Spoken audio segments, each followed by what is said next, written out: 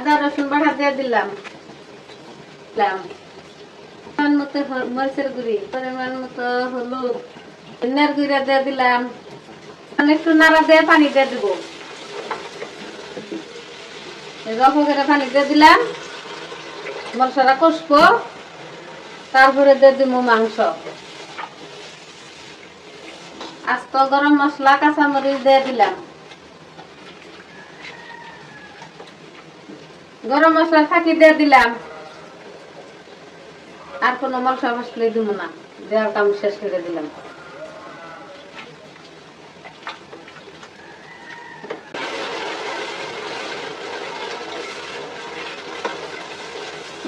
কষানি শেষ, গরুর ফ্যাপসা দিয়ে দিলাম। এখন দিয়ে দিব জোরে একটা নাড়া। গরুর ফ্যাপসা ভালো করে নাড়া না দিলে মশলা ঢুকবো না। সুন্দর করে থাইসা নাড়া দিয়ে দিতেছি। আস্তে আস্তে কষবো, মিলাই যাবো গা। 3 কেজি কলিজা ফ্যাপসা গুড়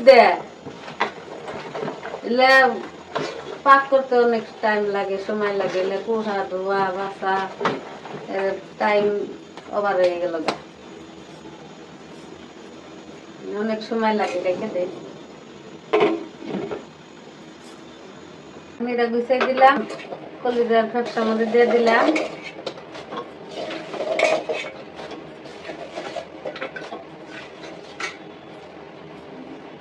ভালো করে একটা জুড়ে নাড়া দিব।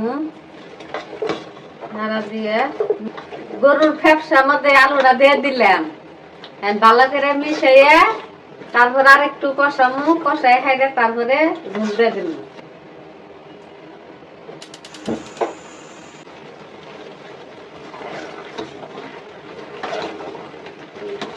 মাংসের তরকারি হয়ে গেছে। জিরার গুঁড়ি দিয়ে দিলাম কলিজার মাংসের মধ্যে। গরুর মাংস না, এটা কলিজা ফ্যাপসা গুড়।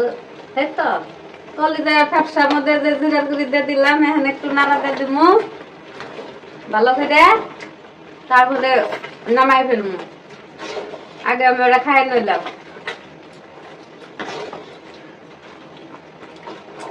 লবণ টবণ ঠিক হয়েছে কিনা,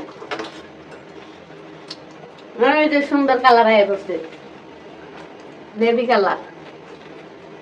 মেবি কালার, নেভি কালার হয়েছে গরুর মাংসের তরকারি। কলিজার ফ্যাপসা, কলিজা ফ্যাপসা, গরুর মাংসের ফ্যাপসা এলে আম দিলে তো নেভি কালারই।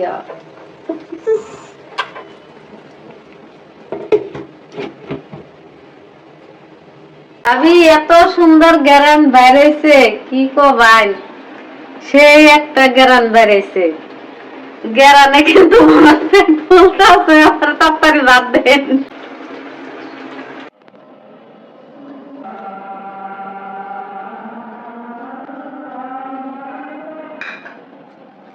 এতে গরুর মাংস দিয়ে ভাত খাইতেছি। গরুর কলিজা ফ্যাপসা,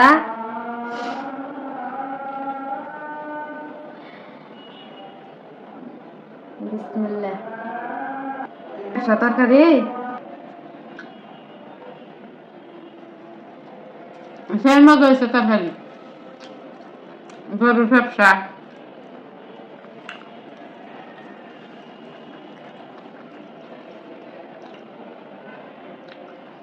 গরুর ফ্যাপসা গুড় দেয়, কলিজা দিয়ে খুব মজা হয়েছে।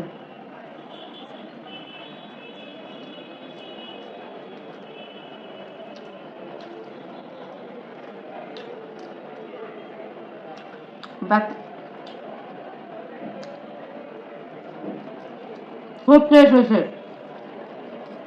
সেই মজা।